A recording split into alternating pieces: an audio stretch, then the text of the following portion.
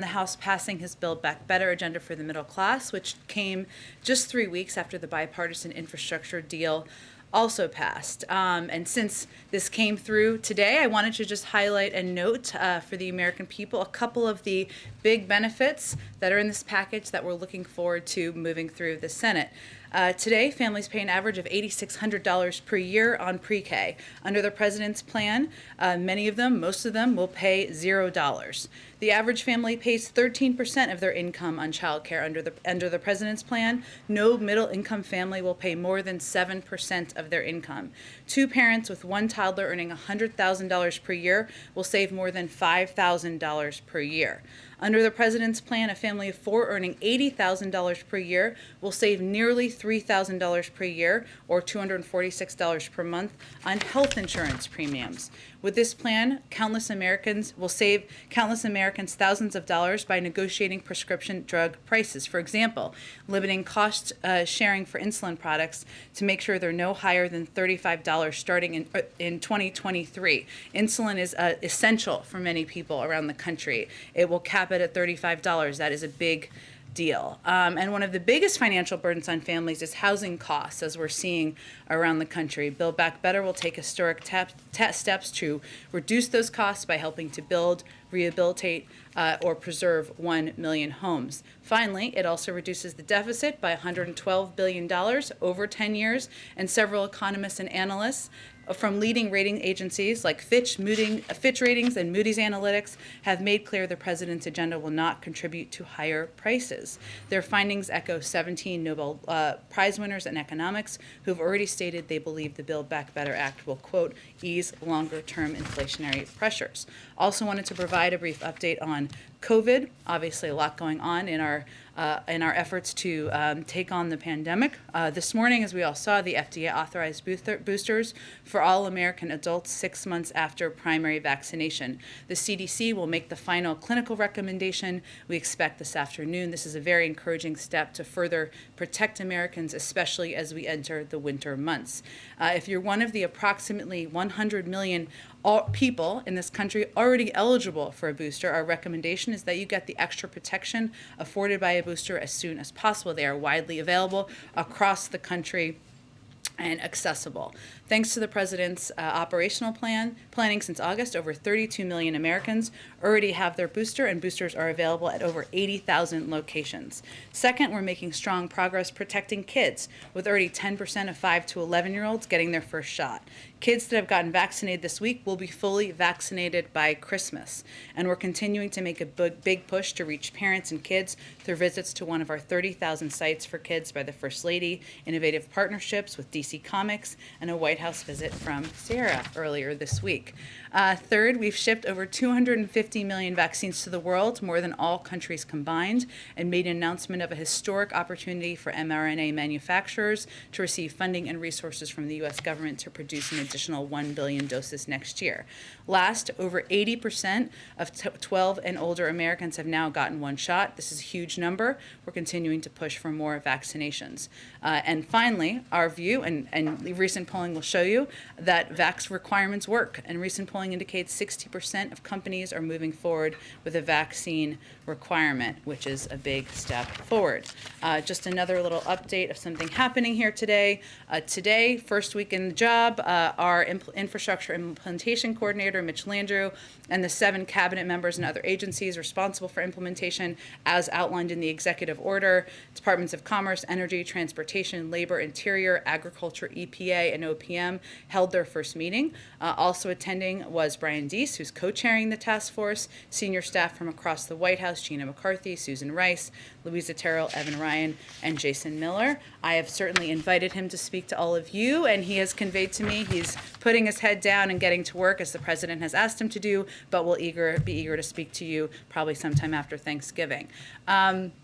Finally, one note, we gave a lengthy update, don't worry, I will not do that again, on supply chains yesterday. Today, we have new data from Freightos, a leading freight indicator that I just wanted to highlight, that shows shipping prices have declined by almost 25% over the past 2 weeks. Specifically, the price for shipping a container between China and the West Coast, which has declined for 2 straight weeks. And of course, this reduction in prices and shipping costs helps ensure that we are cutting costs for consumers as well. I guess last thing here is the week ahead. We did announce earlier this week that the President and First Lady will travel to Fort Bragg, North Carolina to celebrate Thanksgiving, or Friendsgiving, as some people call it, with service members and military families, thank them for their service as part of the Joining Forces initiative. That is on Monday. On Tuesday, the President, the First Lady, the Vice President, and Second Gentleman will participate in a service project in Washington, D.C., and later that day, the President and First Lady will travel to Nantucket, Massachusetts, where they will remain for the Thanksgiving holiday. Amr, why don't you kick us off? Now that the bill has passed the House, can you talk a little bit about the game plan in the days and weeks ahead to get it through the Senate? And I guess in the media, does the President have plans talking today or over the weekend to Senators Manchin and Senator Sinema? And just if you could basically let us know what's the plan going forward to get this through to the end zone. Well, the President is absolutely committed, of course, to getting this through the Senate, signing it into law, and ensuring these impacts, these cost-cutting measures are put in place into law as soon as possible. A number of these steps, including cutting child care costs, could have an impact early next year once we get this through the Senate. We have remained in touch, even as we've been working to get it through the House, at a high senior staff level, senior White House officials, with Senator Sinema, Senator Manchin, other members of the Senate, as we know that is the next important step here, and that will continue. And I'm sure the President will engage when is the right moment to do that with them as well. But I don't have anything to predict for you over the next couple of days. The President announced today his intention to nominate 2 new members to the Postal Service Board of Governors. Is he looking to remove Postmaster DeJoy?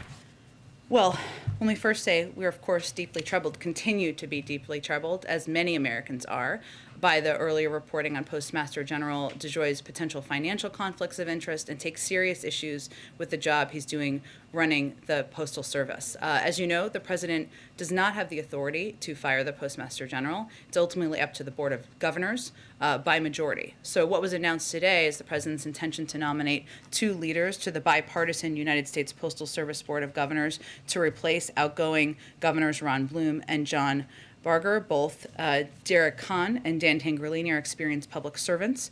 And certainly, again, just to reiterate, it's up to the board to make a determination about leadership, but we have continued concerns about Postmaster General's leadership. Go ahead. Yes, I wanted to ask a few questions about oil. Has the U.S. heard back from China, Japan, South Korea, and India on a coordinated release of emergency stockpiles? I don't have any update to provide to you today. I would reiterate, for those who weren't following us as closely, we have been in touch with a range of officials and leaders from countries, including China, including other countries around the world that are oil producers, about ensuring there is adequate supply out there, but I don't have any update for today. Okay. Is Biden considering using authority under a 2015 budget bill to declare an emergency and limit or stop exports of oil for up to a year? We have a range of options at our disposal, but I don't have any new ones to introduce to all of you today. Finally, I'm sorry, any message for OPEC ahead of its December 2nd meeting? Well, our message continues to be privately as well as publicly, of course. It's always good when it's consistent and important, that we want to ensure that the OPEC member countries and OPEC as an organization meets the demand needs that are out there with the adequate supply. That is something we've pressed them on in the past. And I don't have any new conversations privately to convey, but I'll see if there's more we can report to all of you about the meeting. Go ahead. We know that the president was at Walter Reed earlier today. Can you provide an update on how the physical went and the colonoscopy as well, and what information will you be releasing? We will have a comprehensive written summary that will be released to all of you later today as soon as it's finalized. I'm not going to get ahead of that. It's, of course, done by medical experts, which is as is appropriate, but we will release that out to all of you later this afternoon. As I noted in a tweet, I hate to reference that, but here we are. Earlier this morning, the president had a conversation with Vice President Harris, as well as Chief of Staff Ron Klain at around 11:35 this morning. He was in good spirits. He resumed his duties as president at that point in time. There was also 2 sets of letters that we released publicly. One was at 10:10 a.m., the other was at 11:35 a.m. About the transfer of power under the 25th Amendment and the resumption of power. But that's a reflection of how he is and how he is feeling. If I could, the vaccine mandate for the civilian federal workforce is set to take effect on Monday. Can you provide us an update on what the implementation is going to be like? And are there any concerns about possibly having staffing shortages because of that? There are not.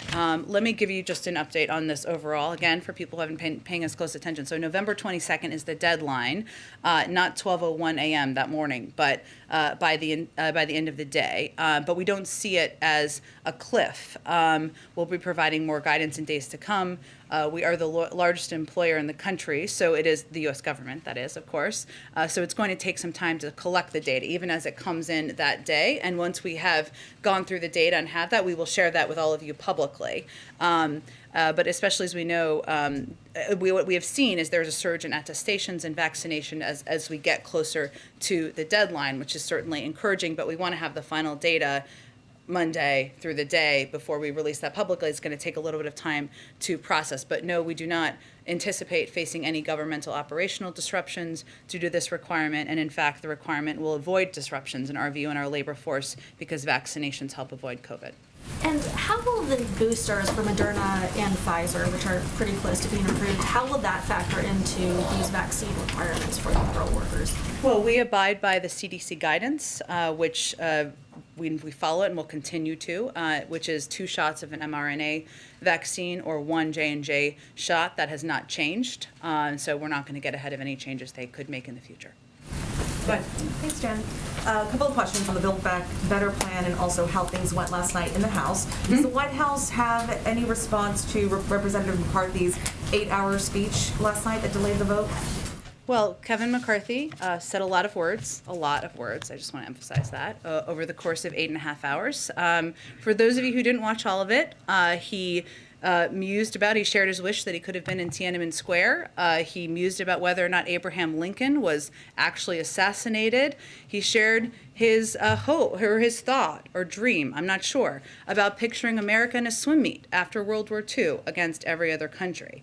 But in 8.5 hours, what he did not talk about was cutting the cost of childcare, cutting the cost of elder care, what we were going to do around the country to bring more women into the workforce, to protect our climate, and that for generations to come. That, in our view, tells you all you need to know about Kevin McCarthy's agenda and what he supports.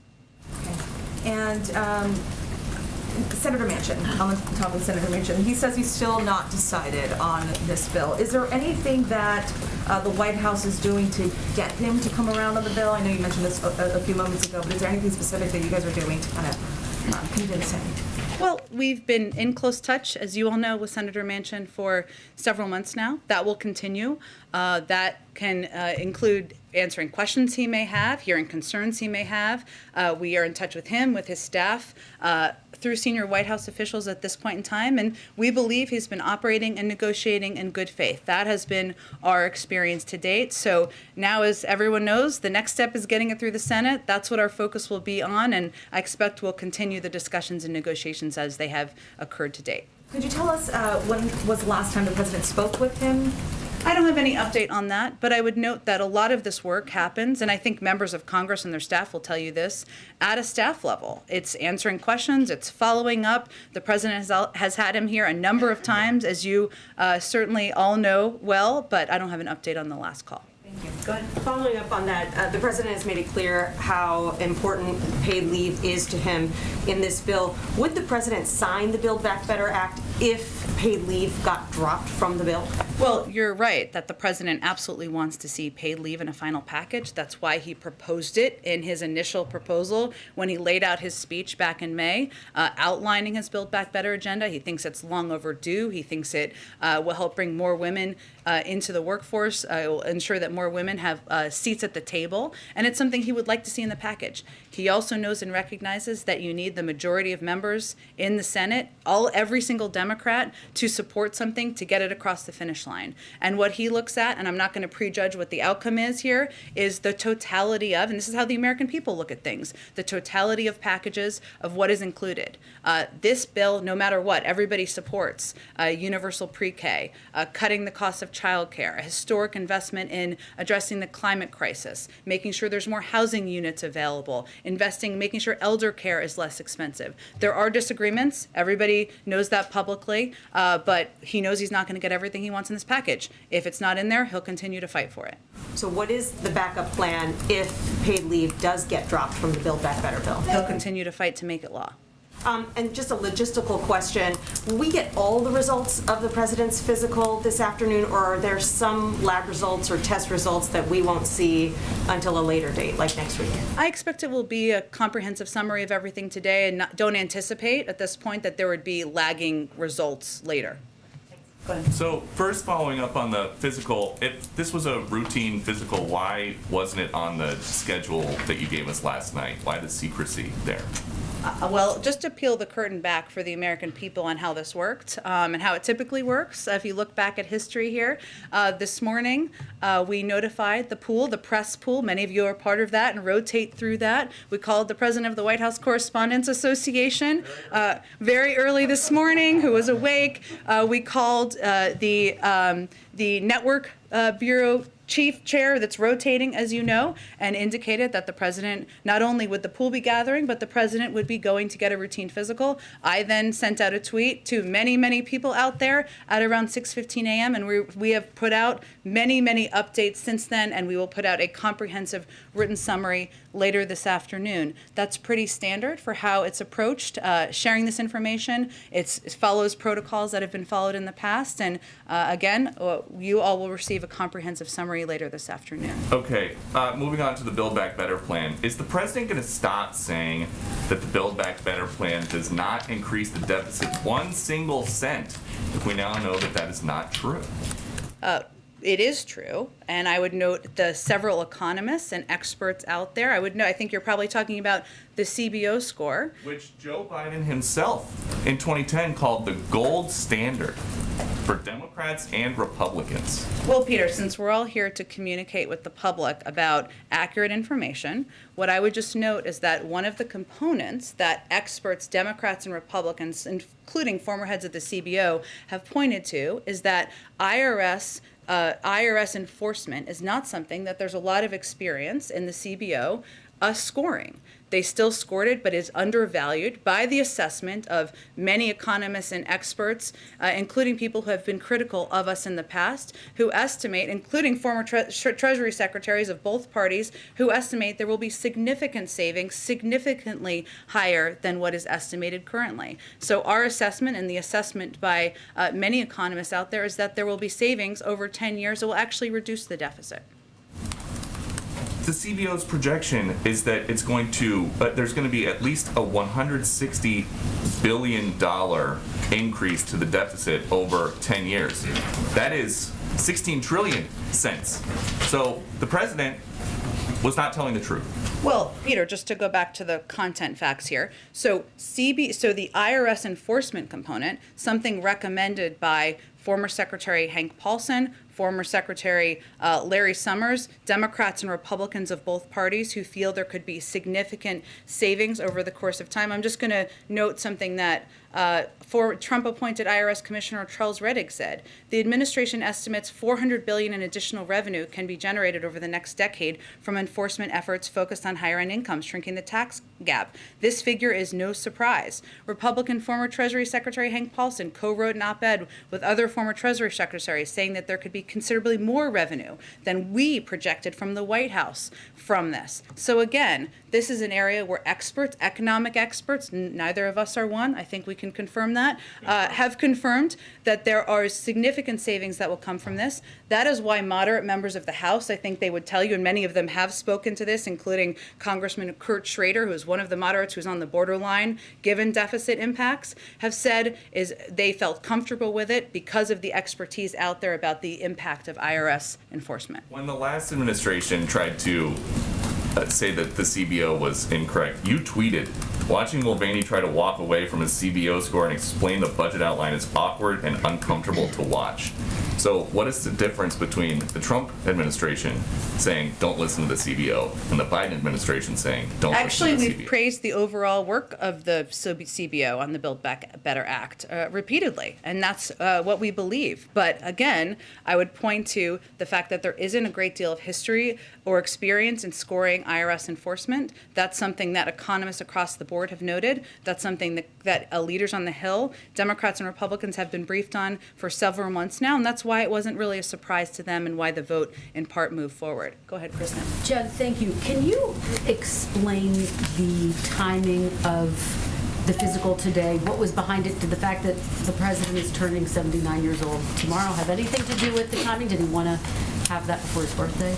The president is well aware that his birthday is a matter of public record. As the president of the United States, I can confirm that. I will say, Kristen, we knew that we were going to do, he wanted to do and committed to do a physical before the end of the year. So this is obviously meets that timeline.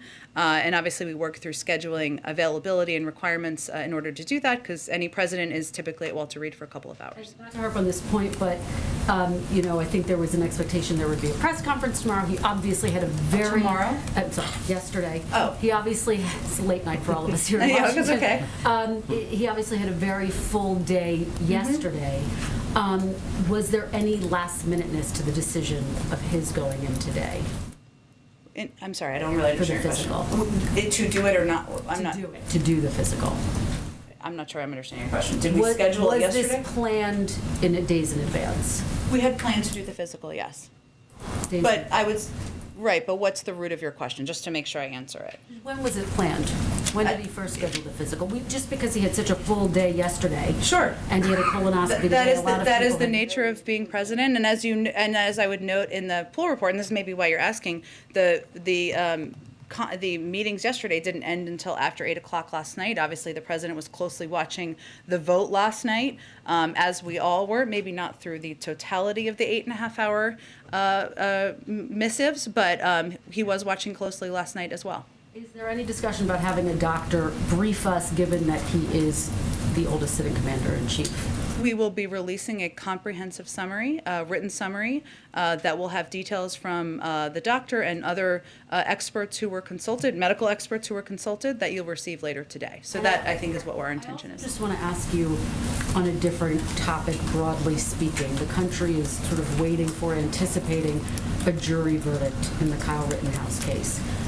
What is the president's direct message to people who want to protest, express their opinions after the verdict, and might we hear from the president after there is a verdict? Well, I just want to preface, I'm not going to prejudge a verdict on an ongoing deliberation over a case. And clearly, once it's concluded, I'm sure there will be something we have to say from the White House. And we have been in close touch with the officials on the ground through law enforcement channels to ensure we are supporting any effort toward peaceful protest. That's certainly what we will continue to encourage as anyone looks to have their voice heard regardless of the outcome. Go ahead. There was one conspicuous thing missing from the week ahead that Bloomberg is particularly interested in, which is the Fed chair. What's of the course. president's favorite Thanksgiving meal? No. Okay. Yeah.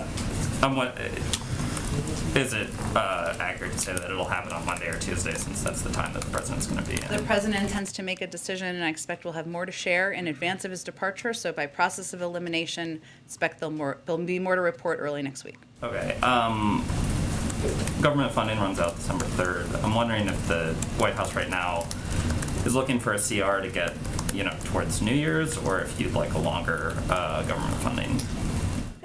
It's a great question. Given the pure volume of legislative work this week, I have not had a conversation with the legislative team about this. Obviously, we would typically work closely with leadership on determining what that might look like. Let me see if there's more we can report on that to you. And then yesterday you got a bunch of questions about the EV tax credit and Build Back Better. The Canadians are obviously upset about it. It would make sense that because Senator Manchin has said that he doesn't support it, that the president's message to the prime minister is that it's probably going to drop out of the final version of the bill. Is that sort of an accurate representation of what their conversation was, or how would you characterize what his message for the Canadians was yesterday? I think his message was exactly what I conveyed publicly, which is that there's a long history of using tax credits here to incentivize choices. That's true. They'll lower the cost here of electric vehicles by $12,500 for a middle-class family. That's something we want to incentivize in the United States, and we feel it's an industry that will help move towards a more clean energy future, something that will help address the climate crisis that we share an interest with the Canadians. Certainly, as the Canadian leaders read out, this was an issue they raised. I'll leave that to them to characterize further, and the president said, of course, we're happy to continue having a conversation. However, this is something the president is deeply committed to because he believes good paying union jobs that will help us move toward a clean energy industry, help us support clean energy industries is in our economic and national security and national interests. Sorry, one last one to just on the conversation you had with Peter. The CBO estimated that the tax enforcement would bring in a little over $200 billion. You guys are obviously saying $400 billion. I'm wondering if you can, I don't think they're just throwing darts. I also take the point that you guys think that they're not experienced at sort of figuring out how much this enforcement will bring in, but twice as much is a big discrepancy. And so I'm wondering why you disagreed so dramatically with the CBO on that. Well, I wouldn't characterize it exactly in those terms. I would again point to, and just another person I haven't introduced here, but Doug Elmendorf, who you all are familiar with, who directed the CBO from 2009 to 2015, said estimating the returns on additional IRS enforcement was challenging because large funding infusions to the agency had little precedent, and it was difficult to quantify the indirect effects of more auditors. So I would note that we also technically, I guess, have disagreements with economic experts who are projecting it would have even larger savings. I mean, not bad disagreements, but our projections are not exactly the same as Larry Summers, who said that the proposal could result in almost $800 billion in revenue, and has a Washington Post op-ed about it where he talks about that, and others who have projected it would have even larger savings. So I think it's just an indication of the difficulty, but what we're pointing to and what we think is an important indication for the American people and for many members of Congress who are concerned, as the president is, about deficit reduction, and this bill will save money in the deficit over the course of 10 years, is that this is something where it will have that impact. It has a larger impact that even we are projecting. And that's what we felt was important to point to. Go ahead. In an effort to flesh out the historical record of the day, is there anything you can tell us about the 85 minutes that Kamala Harris served as acting president? I will leave that to the vice president and her team to characterize.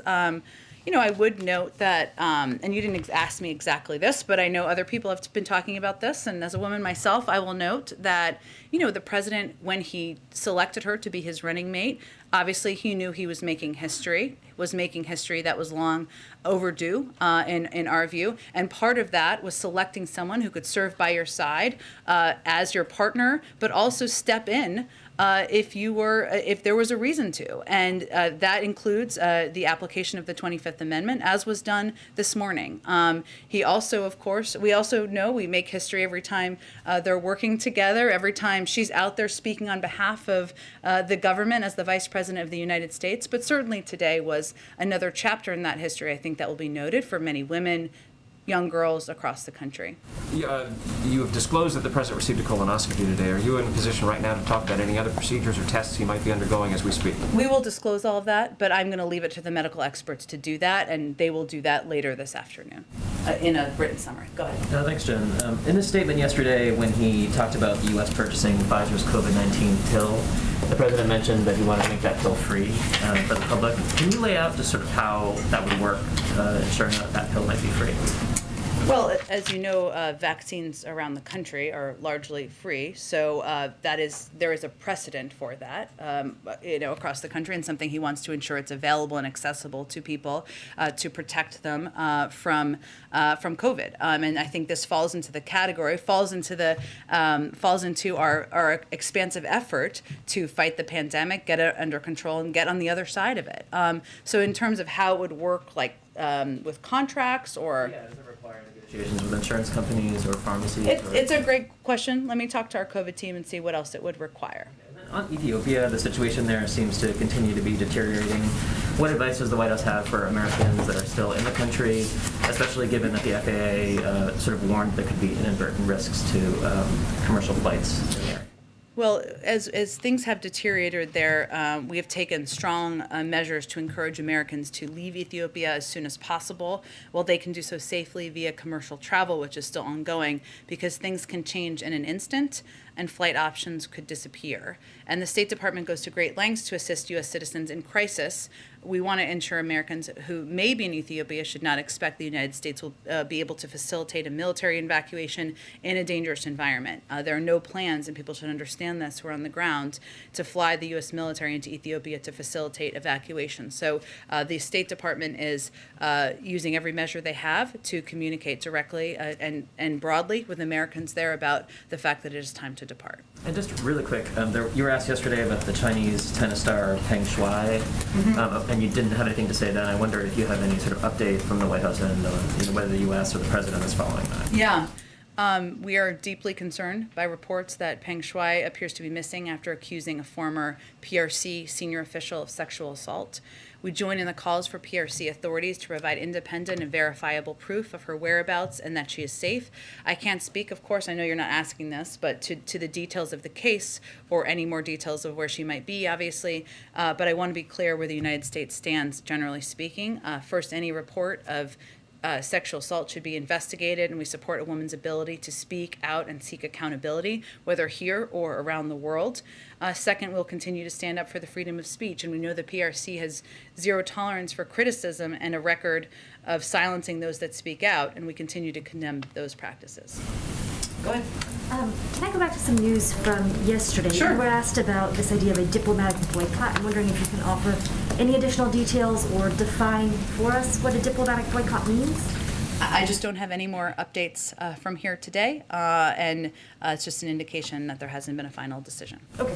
And then also at the outset, you mentioned today that the infrastructure czar and 7 cabinet secretaries were meeting. Can you provide any additional details about what they were discussing, sort of what their priorities are, any additional info on that meeting? Well, I can tell you that going back to last Friday when the cabinet, when the president had a meeting with his cabinet, the focus of that was on infrastructure implementation. And he basically went around to each cabinet member who had purview or were just going to oversee a key part of the implementation to get an update from them on what their approach would be. Some departments, as you know, will be creating entirely new programs. Some will have a level of funding, including the Department of Transportation. Some will have a level of funding like the Department of Commerce they've never had for some of these programs before. So it was different project to project. So what I would anticipate is that that our implementation coordinator will receive an update on the work that is happening by each of these members, and that these will be regular meetings that will continue to ensure that there is implementation that is effective and efficient, and that we are reducing waste, fraud, and abuse. Okay. Can I ask you one quick question? Sorry, last one on the turkeys, if you don't mind. Those turkeys. Yes. Can you confirm where they are going after they will be targeted? I had heard Purdue University. Oh, wow. There's a lot. This is an important question. We will get you that after the briefing. I can confirm that part of it is staying in a hotel, which my daughter did not believe me, but that is accurate. They stay in advance, the turkeys do, in a hotel, but we will get you the details. I think there have been details put out by I'm not sure if it's the Turkey Bureau, but we will get you all of the details after the briefing. Are any humans going to be pardoned by President Biden? There are people who are serving life in prison for marijuana who want him to honor his commitment to release everyone in prison for pot. Are people going to get pardoned as well by President Biden? I will just reiterate that the president is, of course, I have nothing new to update you on, but the president is, of course, will look to the use of his clemency powers. He's talked about his approach or his view on nonviolent drug offenders, but I don't have anything to update you on that today. Go ahead. Jen, in the wake of the president's physical and on the topic of his health, a new Politico Morning Consult poll found that 50% of voters surveyed do not agree with the statement that President Biden is in good health, and that voters are almost evenly split on the question of if he's in good mental health. I understand that the president disagrees with this assessment, the White House disagrees with this assessment, but I'm curious, where do you think these voters' concerns are coming from? I can't speak to the assessments of voters. There are certainly quite a bit of conspiracy theory pushing out there on a range of social media platforms and even through the mouths of elected officials. So that could certainly be a root cause, as you know. But I would say that we are not only following past precedent of what has been done. If you look back, and I know this was noted in the statement we put out this morning, of the times where there was a transfer of power under the Bush administration, we're looking at past precedent there and making sure we're following that, but also going beyond in many cases. And the comprehensive summary that we put out this afternoon will have certainly an overview of the president's routine physical and their assessments, and that is something we will make widely available. More on Build Back Better. How confident is the president that he will be able to keep all 50 senators on board with minimal changes? And on the topic of changes, is there, I know you wouldn't sort of engage on paid family leave, but is there any red line for him of something that absolutely has to stay in the bill? Well, the president would have loved to have seen his entire original proposal passed, but he also knows from having served 36 years in the Senate, that's not how it goes. He's somebody who governs from the position of compromise, not being a dirty word. He sees consensus as the way you get things done, and that's certainly how we're going to approach the next few weeks as well. So his bottom lines have not changed. He wants to lower costs for the American people, give them more breathing room, ease the burden on of areas like childcare, elder care, health care. Those are all components that are solidly in this package, and he won't raise taxes on people making less than $400,000 a year. So those are his continued bottom lines. Following up on Build Back Better, Jen, Catholic Kyle bishops Rittenhouse here- has been declared not guilty by a jury on one count of first-degree reckless homicide.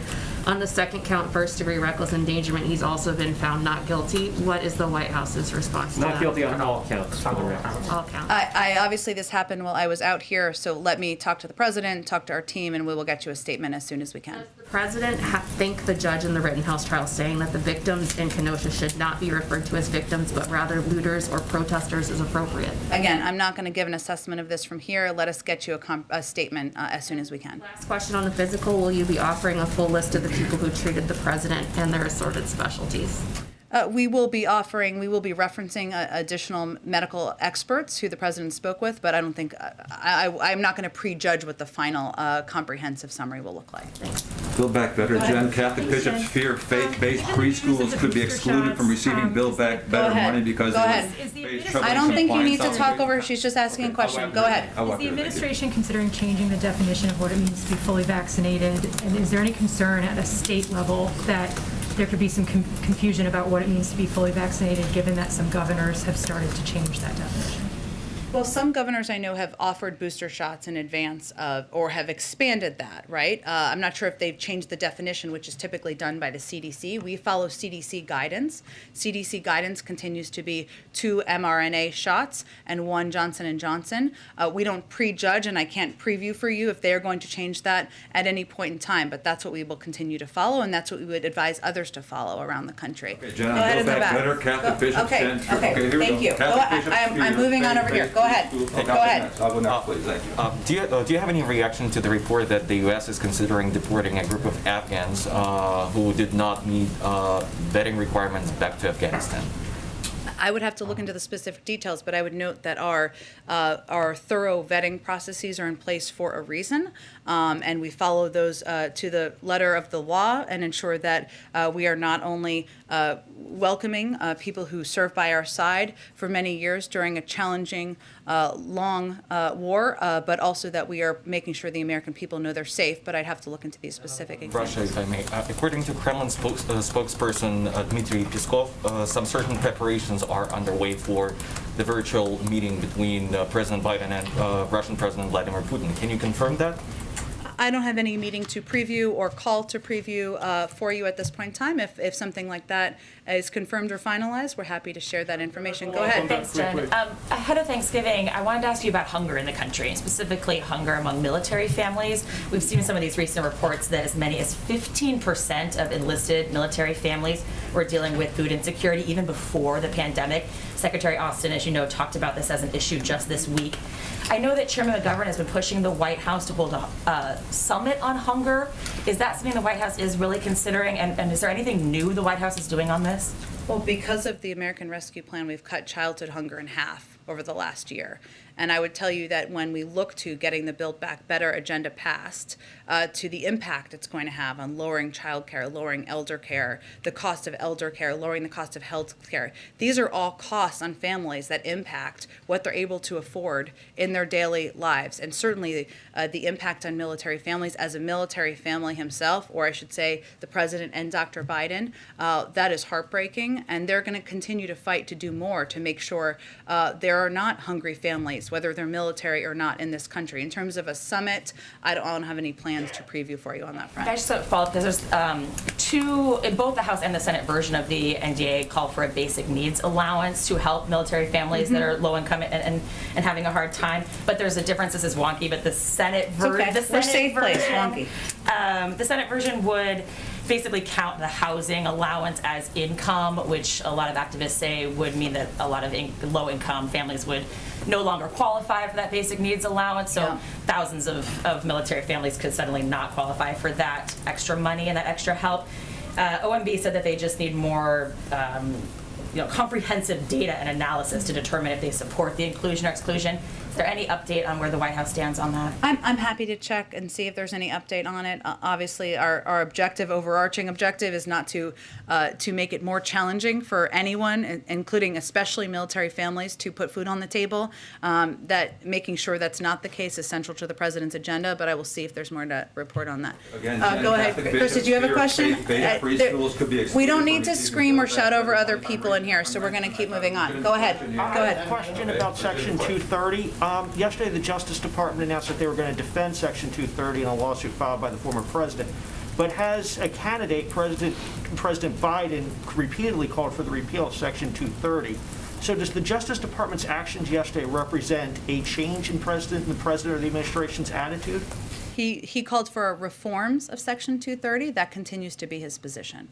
Go ahead in the middle. Go ahead in the middle, Brett. Go ahead. Stephanie, appreciate it. Does the White House have any reaction to Senator Rubio this morning calling the president's pick to lead the office of the comptroller of the currency a communist, or any of the criticism that she faced at her hearing yesterday? Well, I did see some of that commentary. I also enjoyed the pushback from Senator Elizabeth Warren, who maybe we should just point to as our response. But I would say the president nominated her to serve in this job because she is eminently qualified, and she's somebody who would represent the role and the United States effectively in the position, and certainly we're hopeful she's confirmed. Jen, go ahead. Jen, thank you. I'm not an economist either, but I can divide by 10 years.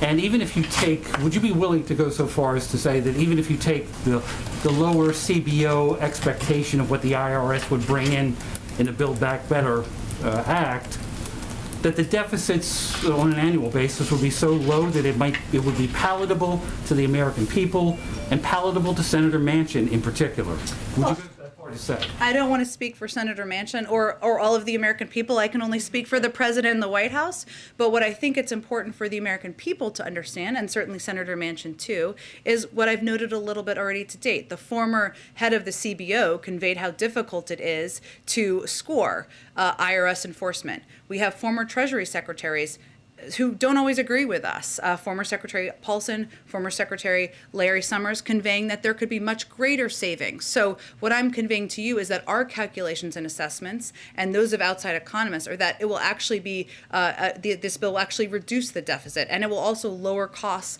and reduce inflationary pressures. I'll follow up there for a second. $17 billion or whatever a year is a drop in the bucket compared to the natural deficits the country is actually running up right now. Do you think that's palatable then to Senator Manchin, to the American people? I can't speak for Senator Manchin or the American people. What I can speak for is what we believe our assessment is, based on outside economists and experts, of what the actual savings will be over the course of time, and it will reduce the deficit over the course of 10 years, and that's what we're communicating to the American people and to Senator Manchin. Go ahead. Thank you, Jen. A couple questions on Ukraine, Russia. Yesterday, the Ukrainian government pleaded for more military aid to defend itself against Russia. At the same time, Putin's complaining that Western countries don't take his red lines, what was he called them, seriously, and blamed the Western countries for tension in Ukraine, particularly with these weapons supplies to Ukraine. So, given those two conflicting things, what is the president's, what's the way forward for him? Does he go with Putin's red lines, or does he go with the United States wants to help Ukraine defend itself, as it says? Well, we go with what is in the interests of the United States and what is in our own national security interests. The President Putin's speech, was I think what you're referring to here, touched on a range of topics, including U.S.-Russian relations and the need to maintain dialogue to address many disagreements. We agree. That's a part of an important discussion, even as I don't have anything to preview about what that will look like or what's next. We welcomed President Putin's statement about resolving the Donbass conflict peacefully using the Minsk agreements. We support re-energized efforts to reach a settlement under the Minsk framework and call for immediate steps to restore the July 2020 ceasefire. We also continue to have serious concerns about Russian military activities and harsh rhetoric toward Ukraine and call on Moscow to de-escalate tensions. We have had extensive interactions with our European allies and partners in recent weeks, including with Ukraine, and we've discussed our concerns about Russian military activities and harsh rhetoric toward Ukraine with the Russians over the course of time as well. So I wouldn't say we're reacting to any component of President Putin's speech. We are going to continue to proceed and welcome steps or comments where we feel they are encouraging or positive, and convey concern where we see action or rhetoric that is not in line with what we feel should be happening. How about Ukraine's request for they're saying we need more weapons? It's pretty clear, that message. I don't have anything to preview or predict for you in terms of additional assistance. We have provided, as you know, a range of assistance, military and non-military assistance to Ukraine, and strong supporters of Ukraine over the course of time. A little follow-up on Ukraine. Well, I'm just going to keep going around. Chris, go ahead. So it's been several months since people were hopeful that the pandemic was ending, that the mask wearing guidance went away. Now numbers are ticking back up. We're going into a second winter that could be deadly, and we're still having more than 1,000 deaths a day. What is the White House's message to the American people who are frustrated with this turn of events and now potentially need to get a third shot and continue to get shots into the future to protect themselves from the virus? Well, first we would say we understand we're tired and exhausted by the pandemic as well, and what we can do is encourage action. We're encouraging every eligible American to get the extra protection a booster offers. They're readily available across the country. It doesn't take a lot of time. It should be easy for people to do, and that is what our focus is on. We're encouraging all parents of children who are eligible for the vaccine to get vaccinated. We've already seen 10% of 5 to 11-year-olds vaccinated. Getting kids protected is a key part of moving forward in fighting the pandemic.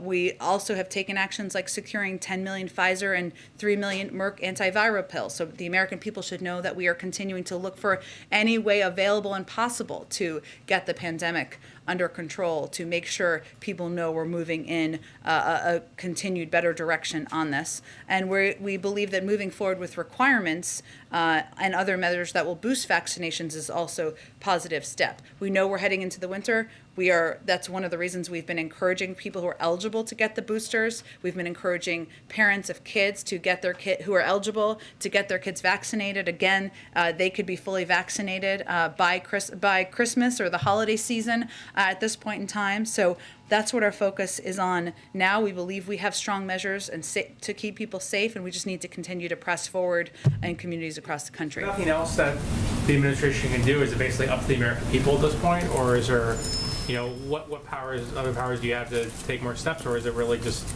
on Americans now to do what they can? Well, I would say, under the president's leadership, we not only purchase enough supply to ensure the entire American population is vaccinated, we've made it readily available across the country. We've made it accessible. We've also secured 10 million doses of, as I noted, of the antiviral pills. We've ensured we've run mass vaccination communications campaigns across the country. So I would say the federal government and the president, this has been his number one priority, and we've done everything humanly possible.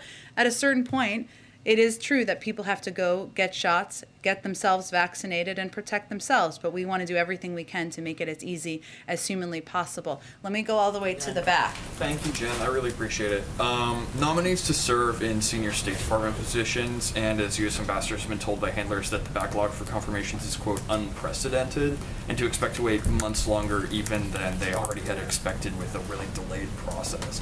Is President Biden considering the possibility of recess appointments, at least for postings of high operational and strategic importance? I don't have anything to preview on that front, but I will note it is unprecedented. I would also note that there have been statements, including from former Secretary of Defense Robert Gates just a few days ago, emphasizing how concerning the historic nature of this is. Whether you're a Democrat or Republican or non-political at all, I think most people recognize we should have ambassadors serving in posts around the world. We should have an ambassador to China serving in that country right now, an eminently qualified one who the president has nominated. We should have ambassadors at posts around Europe, all around Europe, at a time where ensuring we are supporting NATO is a pivotal message to send to Russia and other countries around the world. And these are not only being blocked by some, but also delayed. A lot of these, and I talked about this a little bit yesterday, but the fact is that many of these ambassadors will move forward with bipartisan support once there's a vote. And what's happening now is there is an insistence on a lengthy debate process instead of moving forward through unanimous consent, which would mean just basically allowing for a vote without going through a lengthy floor process that would use a lot of time on a floor. That can happen. So there's a lot of ways that this can move forward. I don't have anything to preview for you in terms of recess appointments, but it is frustrating, it is unprecedented, and it does certainly hurt our national security. Go ahead all the way in the back. John, what do you have for me today? Thank you, Jen. Does the administration still recognize the government of Prime Minister Ahmed Abdi as the legitimate government of Ethiopia, and are they standing by it firmly? I don't know if the State Department has spoken to this, and I don't want to speak out of turn here, so let me check with them and see if there's any update on this front. Obviously, we have expressed significant concern. We've put in place sanctions. I will see if there's anything more official I can convey to all of you Just here. as a follow-up to the previous question on ambassadorships, the president has not named anyone to the key ambassadorships in Ukraine and in Hungary right now. Are any of those pending? Because this is not anything tied up in Congress, it's from the administration. Fair, and obviously, as is true of other personnel appointments, the president certainly wants to ensure we have the right person to nominate for each of those vital and important positions, but there are dozens of qualified nominees who are waiting to be confirmed, and we're certainly eager to see that move forward. Thanks, everyone. Happy Friday. Catholic bishops fear faith-based schools, free schools could be excluded from